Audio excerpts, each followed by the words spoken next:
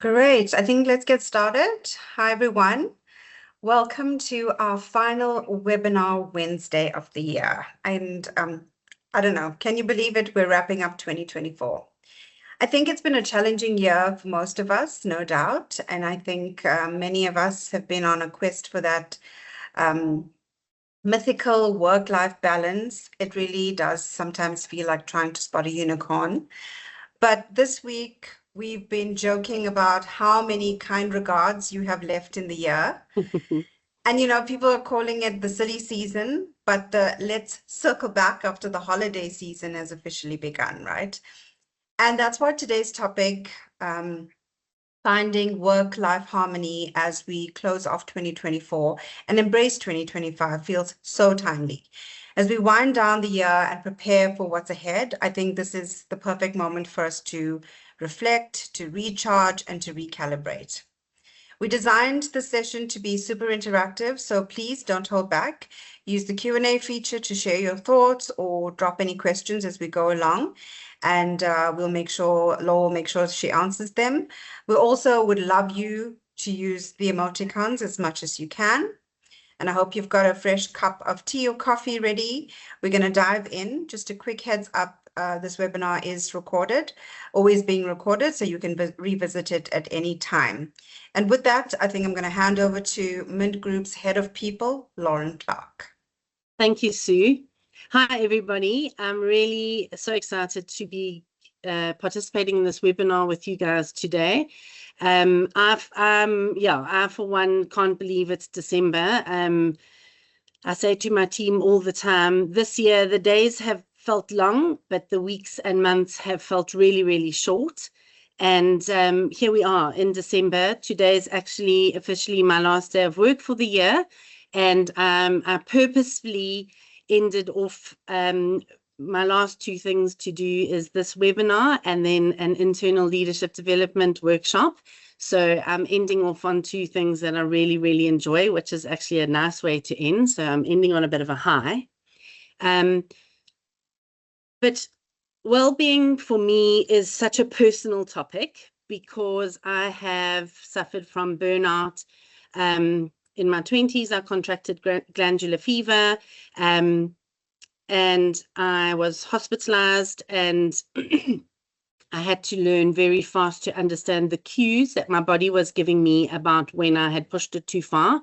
Those of you that remember your 20s fondly might remember that actually we're very bad at listening to our bodies. Those of you that are in your 20s now, I hope you're listening to me and taking these wise words on and thinking about how can I listen to my body better now. And it actually snowballed from there.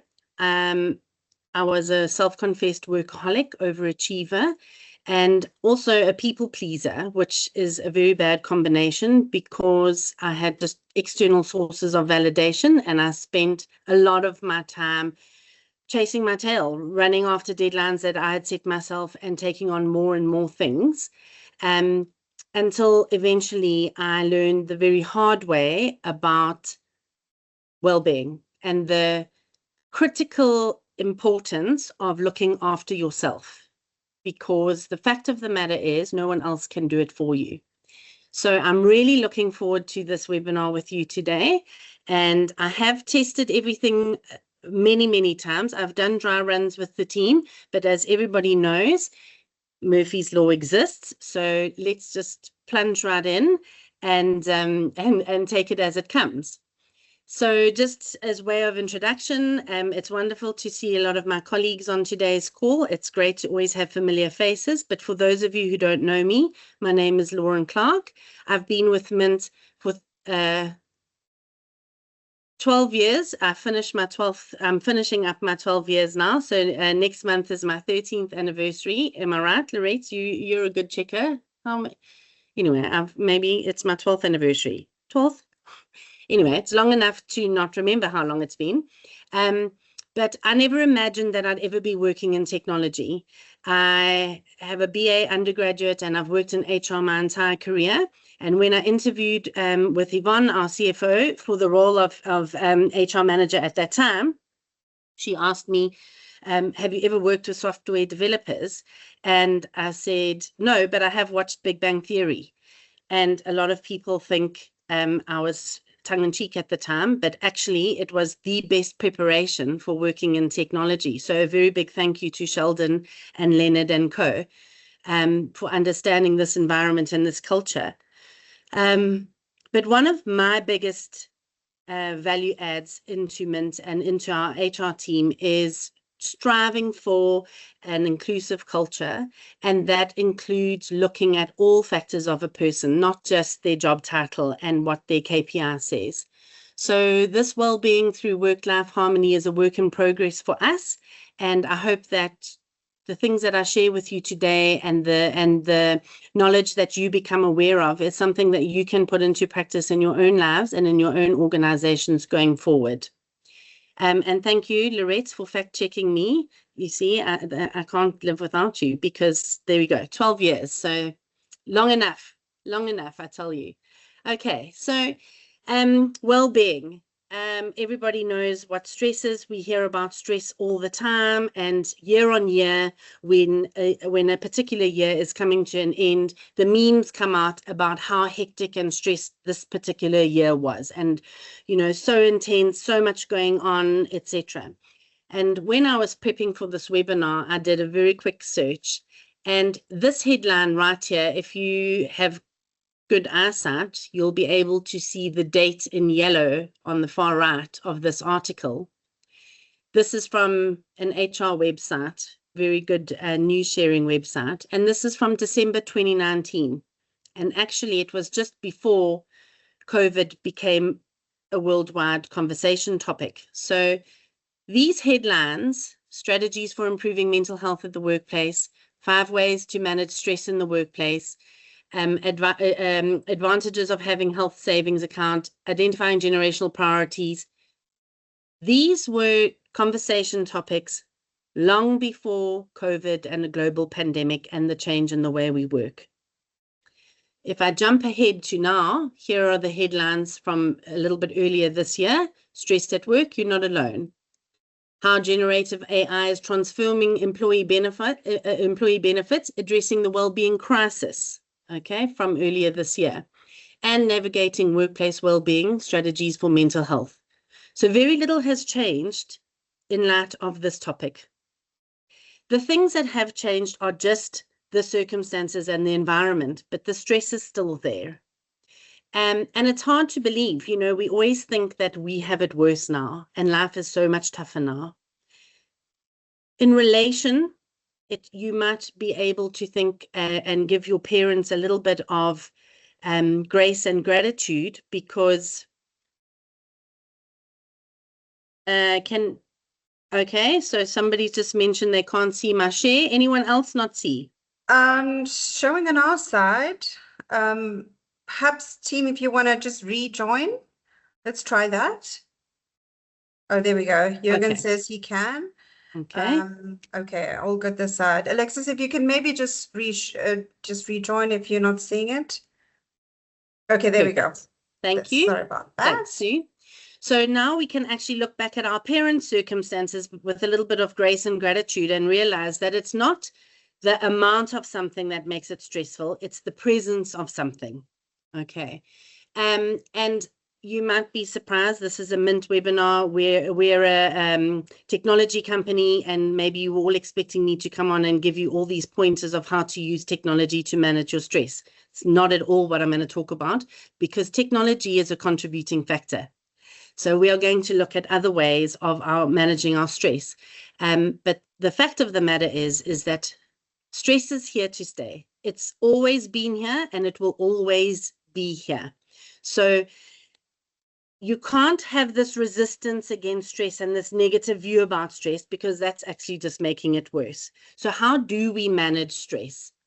So what I'm going to ask you all to do, please, is to bring up your phones now. Very unusual for me to ask you, anybody on a webinar, to bring up their phones, but it's just easier to do this on your phone so that you can continue looking at the screen in front of you. And I'm going to ask you to scan this, or you can join on the link that Lucy has popped in there. and there will be a code that you need to put in. The code is 8372-9555. And once you've joined in there, you're going to just put in a name. I'm not going to be asking for your details, so you can put in any name, just as long as you remember what name you've put, so you can see your answers against. Okay. So I'm just going to switch my sharing screen for a seckie.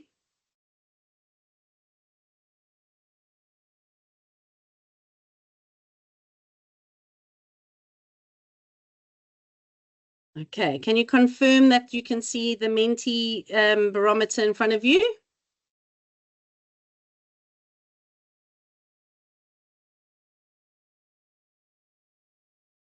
Okay, so the question that I've asked you all, we've got 15 people so far registered to sign in. So those of you that are still going in, I'll give you a minute.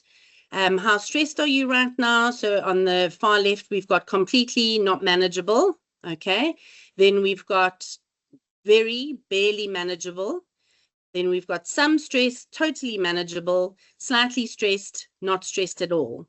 Okay, right now it looks like most of you, the respondees, we've got the most sitting in very stressed, barely manageable, some stress, totally manageable. Okay, so I'll just give it another minute or two. Those of you that are joining can just sign in. If you've just joined, just click on the link. It is a safe link. It'll take you to menti.com. There's the code.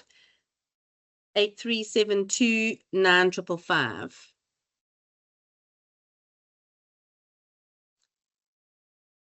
Okay.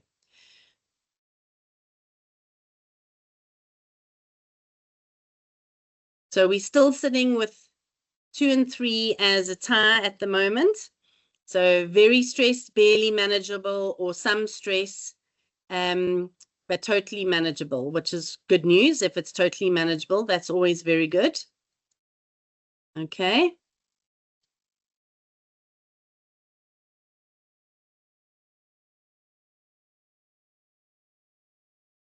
Okay. So the purpose of this question is for you to name it. So very often when we're feeling stressed and we're feeling this, we just have an umbrella term. I'm so stressed. Okay. And what this is helping you to do is to actually name it. It's to rank it. How stressed am I? Am I stressed, but it's manageable? Or am I stressed and it's not manageable? Because those are two different things and they require different actions. So we need to know where we are.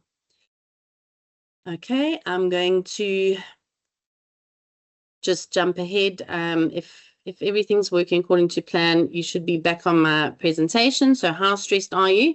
The next question that you're going to jump to, the second question that I'm going to ask you is, which of the factors is stressing you the most?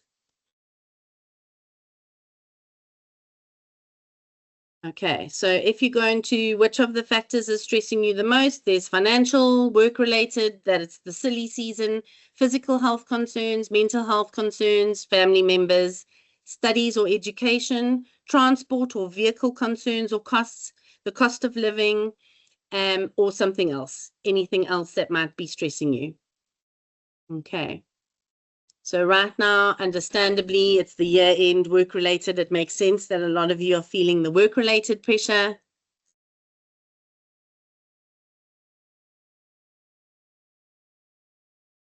Financial pressure at this time of year also makes a lot of sense. There's actually a lot more burden on us this time of year.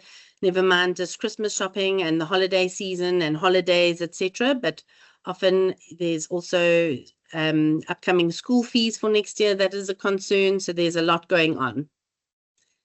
So right now we still have the majority of people have indicated work-related stress is the most on their plate at the moment. I'll just give you a minute or two. Those of you that have just joined, you can see the details for accessing the menti.com survey that we're doing, and there's the code to enter and then give your answer. Law, are you going to switch over to the results when we're done with the screen of the question? Is it not sharing the results? Sorry, it should. No, we're still on the question screen. Yeah. Let's see, it should be sharing that screen. Let me just figure out one seckie. Let me go back to sharing and Okay, There we go. perfect. Okay, so there we are with the results so far. 23 people have responded. We're still sitting with work-related stress in the lead. Completely understandable and good to see you're not alone. A couple of people with other concerns. Okay. And then the third question that you're going to respond to, please, is how would you rate your current work-life balance? So poor or non-existent, not good, neither good nor bad, reasonably good or great.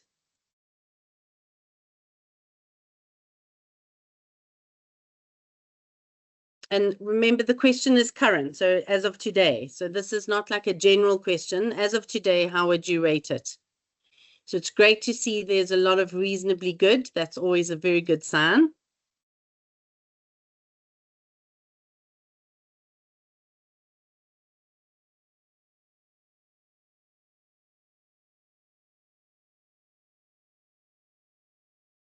Okay. So for now, you don't need to jump ahead on those questions. You can just stay where you are. We're going to go back into discussing a few things before we carry on with those surveys, but just the visibility here. So a couple of people are in the poor or non-existent category, and I hope that by the end of this webinar today, you'll have some framework and idea of how to get that balance. And also those of you that have indicated not good, just some enlightenment. On the other side, those who have indicated great and reasonably good, I'm going to ask you a little bit later in the webinar to share what's working for you, because a big part of getting to a good work-life balance is knowing what works and what doesn't. Okay, so there we go. We should be back onto my deck now. Yes, we are. Oh, thank you. Okay, so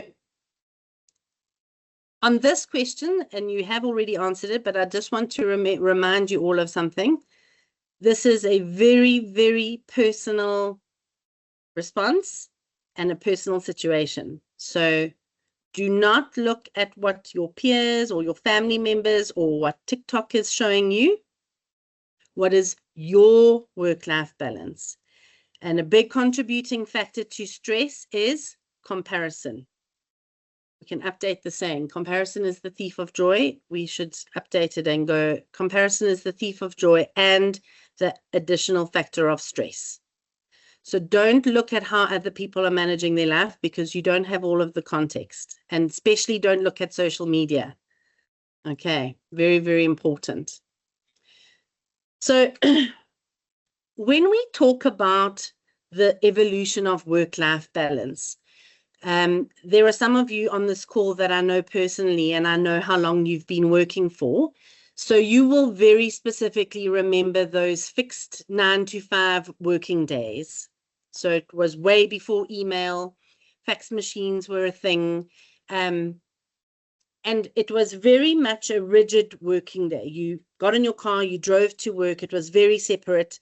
I can remember in school holidays phoning my mom at work. You know, everybody knew the kids because you'd phone to ask, Mum, can we go and do this? Mum, can we have a sandwich now? Because that's how our life worked. It was very separate. And there were very, very clear and specific boundaries. And it was possibly unheard of to bring work home with you. Work finished when you walked out the door at 5, and then you started again the next morning. Okay. And what happened with that fixed boundaries or that fixed way of looking at work is that it limited progress, because if you're only working in a finite period, you can't accommodate change. And so that adaptation of evolution into a work-life balance started happening with the introduction of technology, because technology increased accessibility, and it also increased global connectivity. So instead of just taking orders for my local regional area, I was now taking orders for people outside of my time zone. And so I had to adjust work life accordingly. Okay. So we then started this concept in the 90s and 2000s of work-life balance. And if you think about work-life balance, we are thinking, or we get this image of, you know, the scales of justice. one thing is up, one thing is down. That's work-life balance. So something's got to give in order for something else to be up. And while work-life balance has its benefits because it forces people to look at time allocations, what it did do is it also created these rigid boundaries, and we kind of cut our lives into 8 hours. So you had 8 hours for work, and you had 8 hours for sleep, and you had 8 hours for everything else. And if one of those things infringed on the other, there was no elasticity to accommodate it. So you actually just ran at a deficit. And the one that suffered the most, probably for most of us, would have been sleep. And second would be your social or non-work life components. Okay. And that work-life balance continued, and it actually became quite misconstrued in the commercial sense, because it was centered around work-life balance. So the implication is work and life must balance around it. And so what happened is, with connectivity and with the changing in commerce and that type of thing, my personal boundaries started blurring because we were working overtime, we were working late, we were working to accommodate clients, or we were working to accommodate bosses. And this is where we can start seeing a big shift in burnout and stress. So not to say there was no stress with the fixed working hours, but the shift in this meant there was this blurred line and no switch off. And then my health and my well-being started suffering, but at my own cause. Okay, because remember, job descriptions didn't change to say you need to work 12 hours. And salaries didn't change to accommodate that I'm going to now work 12 hours. But the circumstances around us changed, and we started doing these things. And this work-life balance then became this holy grail that we were all after. And we'd look at these CEOs, and certainly the women on this call will know, we'd hear these stories about successful female CEOs that were balancing their job with raising 3 children and being part of their community. And they looked so healthy that they were obviously exercising. And this became our goal. And we were like, well, I mean, she can do it all, then I must be able to do it all. So you can see that the associated consequences of this kind of thinking had on aspirations and career planning and progress within careers is because if you can't do this, then you can't get ahead. Okay. And probably one of the most visible consequences of this rigid way of thinking with work-life balance is the big argument that happened when women would take time off their career to have a family, and then they'd come back and they'd be 1 or 2 years behind their male peers whose career progressed uninterrupted. And now I'm behind. And there was this conflict happening and brewing of how unfair is this? But the workplace was structured in such a way that we couldn't accommodate this. Okay, this is how it was. Work-life balance worked this way, and either you could do it or you couldn't. And I think a number of factors have influenced the change that we can see now of the transition to a life of harmony as opposed to a life of balance. And that has absolutely, as everybody joked in 2020, the little meme that went around of the multiple choice. What facilitated your digital transformation in your organization? And the options were A, the CTO, B, the CEO, D or C, all of the above, and the last option was the COVID pandemic. Because within the month of March 2020, the entire world had to work from home. So if you didn't know how to use Teams or Google Meet or Zoom, you learned very, very fast. And you also learned to apologize for children popping up because they weren't at school, and you and your spouse or partner or housemate were competing for earwaves, because at that time nobody had noise cancelling headphones yet because we weren't prepared. And I remember at that time when we were going, our initial, those South Africans will remember, You know, our first 3 weeks of lockdown, it's just going to be 3 weeks. It'll all be fine. And then we had our next family meeting, and Cyril was like, well, another 2 weeks, but then it'll be fine. And 2 years and 2 months later, we came out of that. And so undoubtedly, there were big shifts. There were shifts within people, there were shifts within families, and there were shifts within the workplace. And the biggest shift that happened is the realization that work-life balance is a myth, because it can't be a payoff.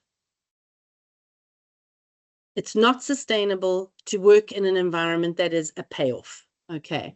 So if you think about how work-life balance is described as you taking from one to give to the other, when the pandemic hit, you couldn't do that anymore. It was not sustainable, but it's also not feasible.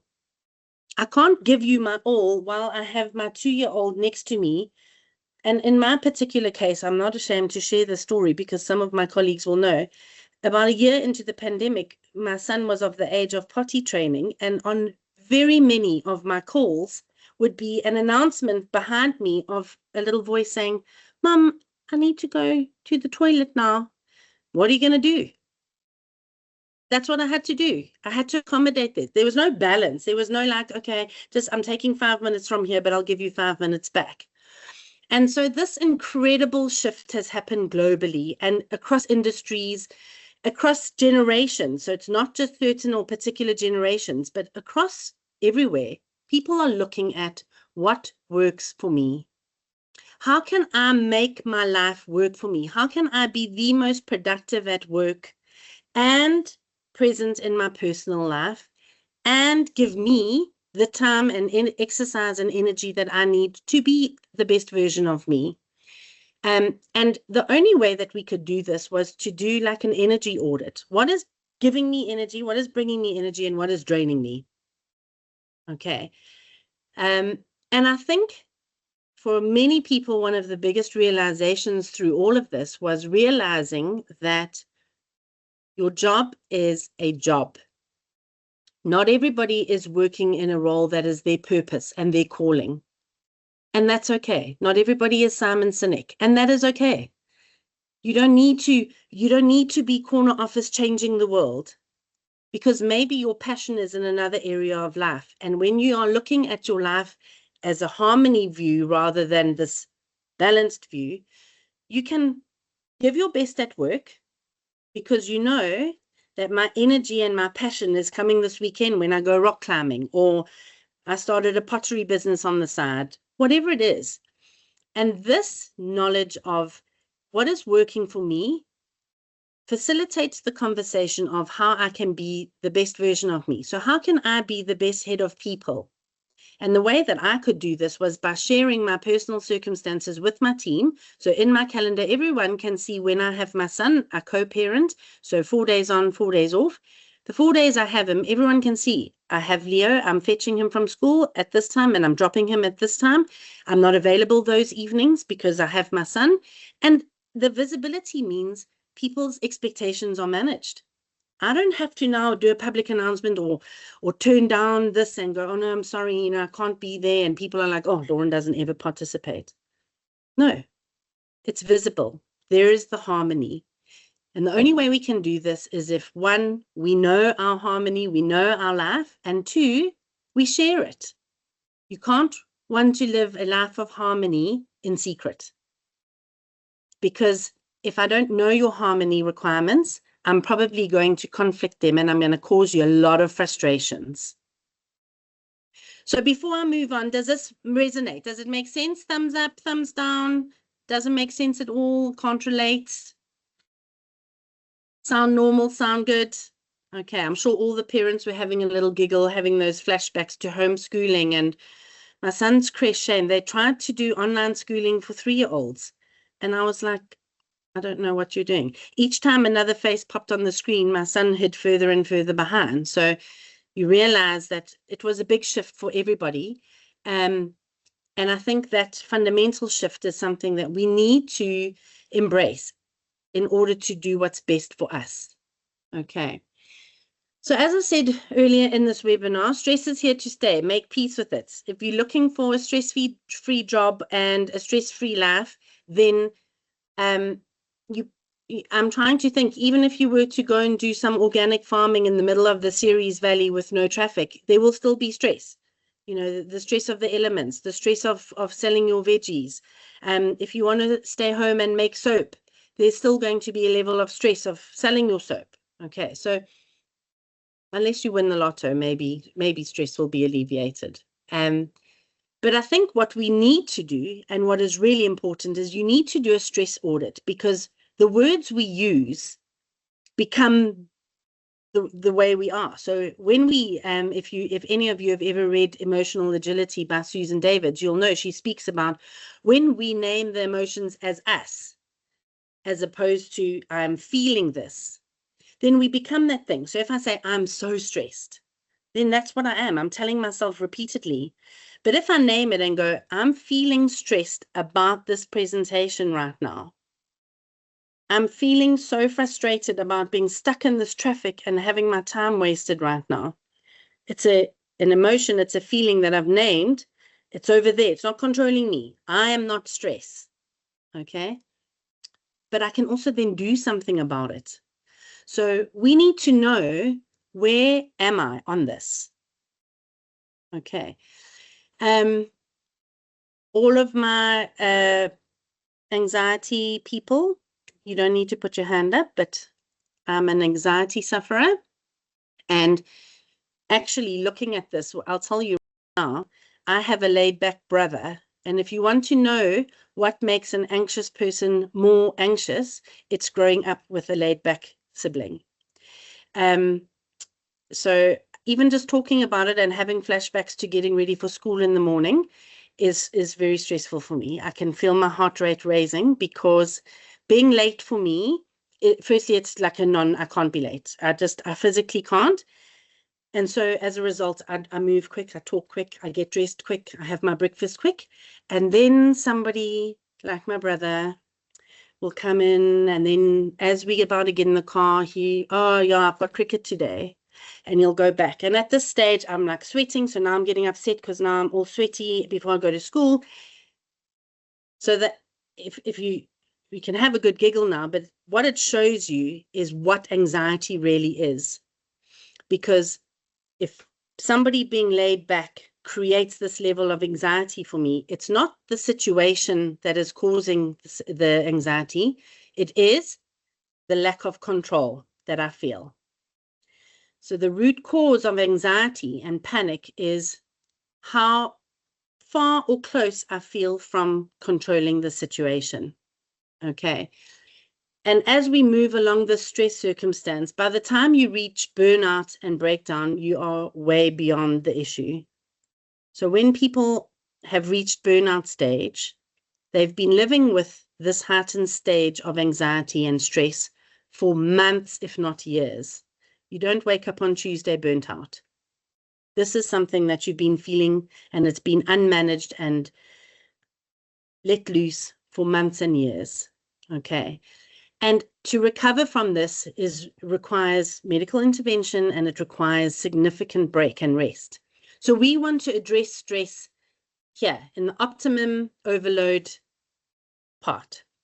So right here in the middle, this line here, we want some stress. Stress activates motion. Stress activates progress. Okay.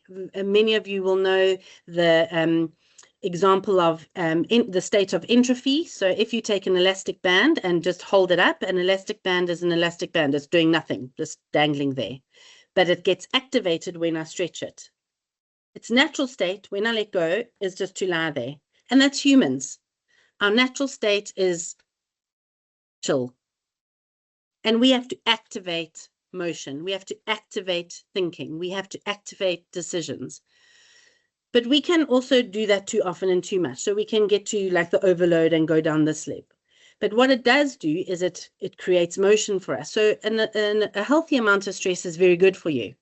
Gets the adrenaline going, get some action going. Those of you that are ADD or neurodivergent in any way might understand that, you know, I can only work when the deadline is right here. So if I have something to do for next Friday, that means nothing to me. But then next week, Thursday afternoon, that's when I work best, because that's how I thrive. So that amount of stress gets me going. It helps me achieve. Okay. But we can't live like that. That can't be our normal. But for many of us, that is our normal.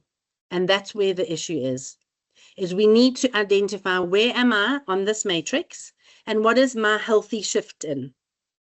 Okay, so for those of you that are very laid back, you might need a little bit of a boost to get into a bit of stress and get some action going, and then you'll go back to your entropy state. Okay, and the flip side, those of you anxiety and that type of thing, we need to also understand, how do I get into the underload? It's okay to sit and do nothing. It's okay if you've got no plans and if you don't have to do anything. Okay. But the only way this graph will make any sense to you is if you can put yourself and name yourself honestly on here. So this is I mentioned earlier about doing an assessment, a self-assessment on you. This is what I'm talking about. Where are you? And be realistic. Don't sugarcoat yourself. And the big component of this, and for all of the control freaks on the call, type A's, perfectionists, this is specifically for you. I cannot always control what goes on outside, but I can always control what goes on inside.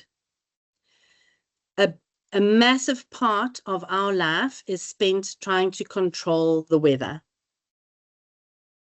trying to control politics, trying to control the traffic that is a disaster because the robots aren't working, trying to control the cost of living. And we spend this unbelievable amount of energy trying to control things that are 100% out of our control. Those of you that are dreading your families coming to visit, there was a hilarious meme that we shared the other day where somebody said, during COVID, the police could come to your house and tell your family members to leave because it was against the law. Is that service still available, and do you have to book? And I really had a giggle because I know a couple of people who dread family engagements or engagements with their in-laws for this exact reason. It's so stressful. Why is it stressful? Because we are trying to control the situation. We are trying to control those people. Make peace. Your mother-in-law is who she is. You're not going to change her now. Make peace with it. But we spend all this time and energy on what I can't control. So I've always loved this very simple image around personal growth, because a big component of personal growth is identifying what is in my control. Where should 90% of my energy be going is to me, because that is in my control. Only that. Okay. 10% is into my circle of influence, and that is your immediate circle of influence. So for those of you with family members at home still with you, them, close friends, your close team at work, not the entire organization, your very close team at work. That's your circle of influence. Everything else is out of your control. So just here's your permission. I'm giving you permission to release that desire to control everything. You cannot control the weather. You can only control yourself.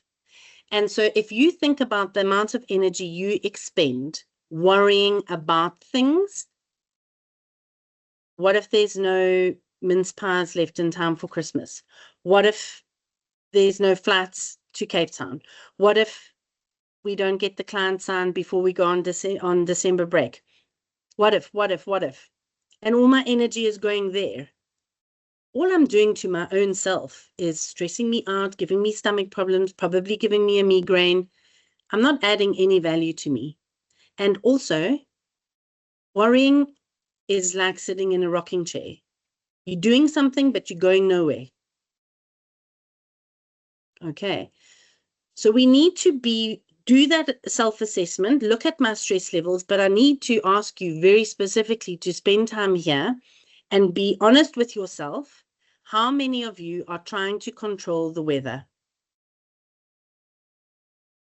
You don't need to put up your hands. This is not a name and shame. It's a very safe space. But you can only control yourself, and you can influence your immediate circle. And even those of you with kids, a very fast lesson that we all learn having children is they're included in the influence circle, not in the control circle. Okay, I mean, a newborn is the fastest teacher that I've ever had, that's for sure, because I had quite a nice organized life. You know, this is when we went to bed, this is when I woke up, this is when I ate, and then this bundle came along, and now this is when he wants to eat, and now he did eat, but he's still cross, and I'm like, well, I don't know what more you want from me, because I can influence him, but I can't control him. And all the parents out there that are like, oh no, I tell my family what to do. I'm like, really? Really? You influence them, but just be very aware that you only have control over yourself. So let's flip it into a positive. That's a great thing. I only have control over myself. That's like 8 billion things less that I have to worry about, because everybody else is worrying about themselves now. I don't need to worry about them. I'm focusing on me. Okay. And this is really one of those, like, yeah, for me, very impactful parts of understanding the purpose of growth and purpose of self-development and well-being is when I focus on me and what I can control, my stress levels are managed. So what I'm going to ask you to do is to pop back onto the survey. And the next question was, how in control do you feel of your life? Those of you that have just joined or have joined while we've been chatting, there in the chat, Lucy did put the link for the Menti survey as well as the access code. So just jump on and give a response. So how do you feel? Not at all, some control, reasonably in control, much improved. That's the group I really want to hear from, because much improved indicates that you've had some lessons learned and put into place, which is fantastic. And then totally in control. Okay, so we still, most of you have responded reasonably in control. Always better than not in control, always. But it gives us room for improvement, because now we know, what am I focusing on? I don't need to worry about my partner. I don't need to worry about my colleague. I'm focusing on me. Okay. So before you jump to the next question on the survey, just hang 5, please, because I'm going to ask, I'm going to discuss a few things before. So on the survey, I have put a few things up, and what I would like you to do in the chat, please, is anything on there that I haven't included is to please include. So pop down in the chat there. So the things that I did include in there is, which of these actions do you need to take to achieve life harmony? So I've asked you, do a life assessment or invest in yourself. That includes rest or hobbies or exercise. Putting boundaries in place, always a tough one, but very, very rewarding. Voicing your expectations and holding the people around you accountable. So again, anonymous poll. This is particularly to the women, and that's just because this is a known statistic. But to the women, how many of you are in charge of Christmas lunch, Christmas meals? And you doing it, and you're doing everything, and you're doing the turkey and the chicken and the starters and the roast potatoes, and you're doing it because you know how it should be done. So what you're creating by doing this is you are unwittingly or unintentionally disempowering the people around you, because what you've told your family is they can't do it. So you're getting so stressed because you have to do everything for Christmas, and your family's not stressed at all because they know they can't do it. I have a good university friend, and she learned this the very hard way, where she used to travel for work. And so before she traveled, she'd do all the meal prep for her family, 3 children and her husband, so that all her husband had to do was open the fridge and take out the box with the corresponding day on and do whatever that said. Put it in the microwave or put it in the oven for 25 minutes and serve.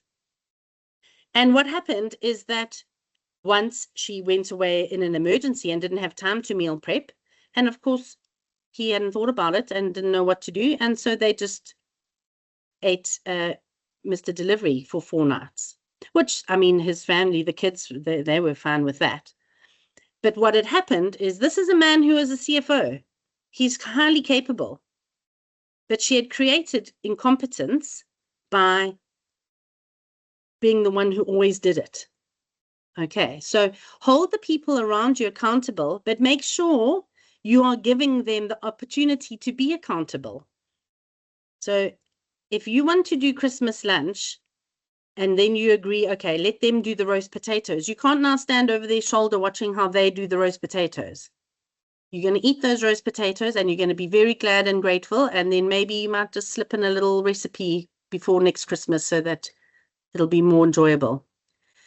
So when we're looking at these life actions, you need to make sure that you're being honest with yourself, because how did you get into this stressed state? You put yourself here. Make no mistake. You can point fingers and go, oh, but my job is so stressful and this time of year. Absolutely. But you've put yourself here. So holding the people around you accountable means you need to voice your expectations and hear theirs, and you need to put boundaries in place. Okay, very, very tough. I know that a lot of people, this has become a buzzword in the last 2 years around personal boundaries and developing, knowing yourself. And so a lot of people have been doing this.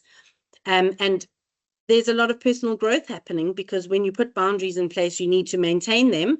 But at the same time, you've got to be consistent. You can't back down for some people and then put them back up for other people. So this is the boundary. We're doing Christmas dinner at my house this year, and my brother's going to bring roast potatoes and he's going to do them his way. And my neighbor is bringing the pudding and she's going to bring whatever pudding she wants.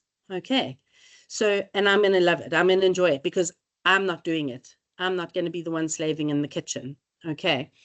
I love to see how many people have said they're going to invest in themselves. So how do we hold ourselves accountable to that particular item or action? And that is to do it. What are your intentions for 2025? Is to invest in myself. Okay, what? So when you say you're going to invest in rest for yourself, what does that mean? Does it mean you're going to take more naps? Does it mean you're not going to take your iPad into the bedroom at night? What does it mean when you name these things? So don't just have this like, oh yeah, I'm definitely going to invest in myself. That sounds cool. I'm going to go to sorbet. Okay, this is an intention. I'm changing behavior. I'm acknowledging how I contribute to my own life harmony. And this is something that I'm changing. So what am I going to do? Name it. Okay. Make sure don't let it just be a wish list item. And then next December, when I ask everybody, so how did your investment go? Everyone's like, oh, I really wanted to go to the gym more, but I just never had time. You didn't make time. Okay. I did see that pop up. More mountain biking and yoga. Awesome, Alexis. There we go. There's a great intention. Okay.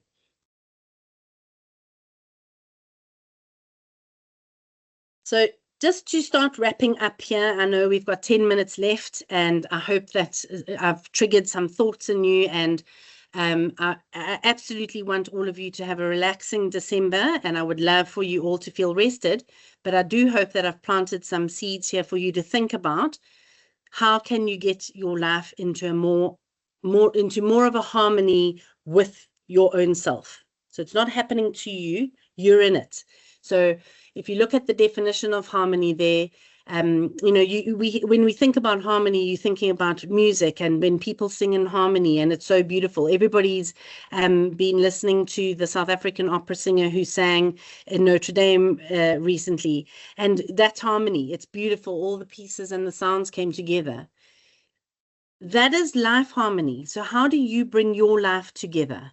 All of these things that make up your life, all the pieces of the fabric of your life, how are you going to bring them together? The second definition there is state of agreement or consistency and mutual support. So what are you going to do? What are the actions that you're going to do to create life harmony? So I've done a little ABC here for you: accountability, boundaries, communication. Nobody can read your mind. Nobody, not your husband of 25 years, not your children, not your colleague who sits next to you. Nobody can read your mind. You need to speak up. Okay. Deliberate rest. So carving out time for yourself to rest. And rest doesn't only mean sleeping or napping. Rest can be doing the thing that recharges you, re-energizes you. I love walking in forests. I love trees and water. So for me, I can go on a 5 or 7 or 10K hike and come back feeling rested and recharged because it's energized me. Okay. And manage expectations. Don't overcommit yourself. Under promise and over deliver is absolutely one way of looking at it, but also be realistic with your capability, sorry.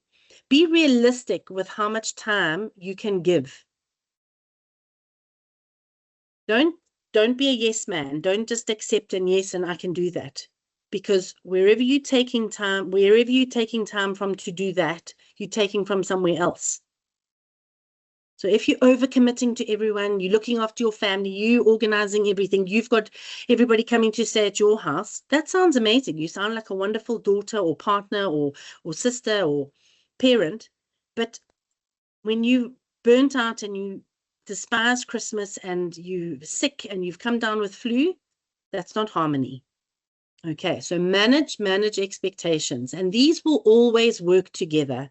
And I love Alan's comment though, balance, although easier said than done sometimes. Absolutely. All of these things are a continuous work in progress.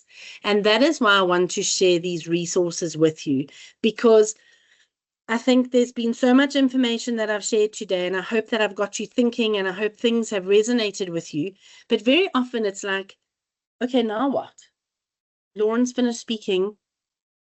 Now what? Where do I go from here? And these three ladies have really impacted me, and so that's why I'm sharing them today. I'm going to actually start with the bottom one because I did a Dare to Lead program about 2 or 3 years ago, and it's built on Brené Brown's Dare to Lead concept. And in this, she just opened my eyes to so many things, and I've been an evangelist since. And so Brené Brown, for those of you who don't know her history, she did a TED Talk in 2010 in Texas, and it became one of the most watched TED Talks ever, and it was on the power of vulnerability. And since then, she's just developed more and more content around personal growth and having these really, really powerful conversations. So I can really encourage you to go onto her website. Then Mel Robbins, I think everybody's heard of Mel Robbins. She's just the most vibrant and energetic person. And I'm not a big podcast person. Audio is not my favorite. But I just actually love her podcasts, and she's just so insightful. And she, for those of you who know, she's got the 5, 4, 3, 2, 1 concept, where when you need to do something and your brain is like, oh, I'd rather sit on the couch, you just count backwards, 5, 4, 3, 2, 1 and go. Because you trick your brain into like, this is what we wanted to do all along. And it really is just a very powerful way of getting achieving your goals, but also getting into motion. And then the third one is Dr. Kristen Neff, and she's really, really powerful. Just, her website is there. I've shared her website, and then also this amazing interview. But it's the power of self-compassion. And for me, learning self-compassion was a massive component of my own well-being, and understanding that I can only be a good mom, a good daughter, a good sister, a good friend, a good colleague, and a good teammate if I am at my best version. And I can only be my best version if I have healthy and balanced well-being, and I'm living my life in harmony. And so it becomes this work in progress. There's no insight. Nobody achieves this and gets 10 out of 10. That's not how this works. This is just this continuous growth.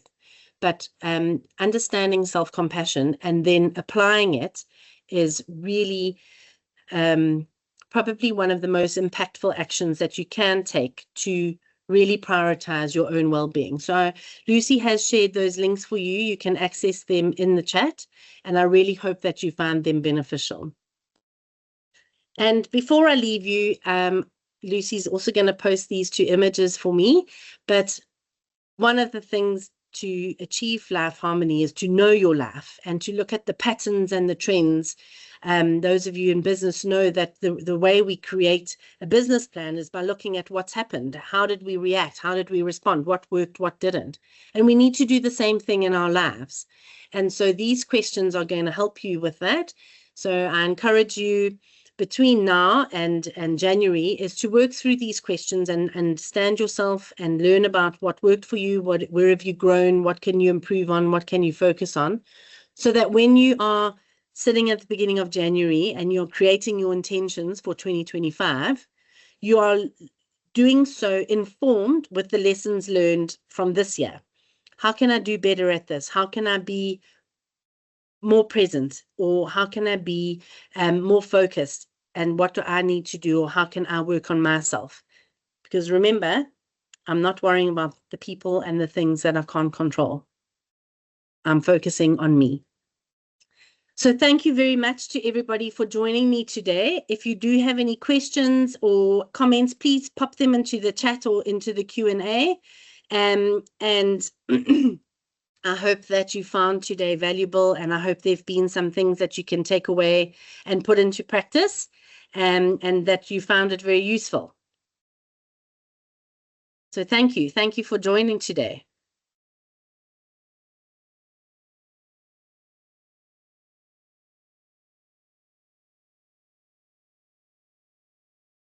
Pleasure. Thanks, everybody. Appreciate it so much.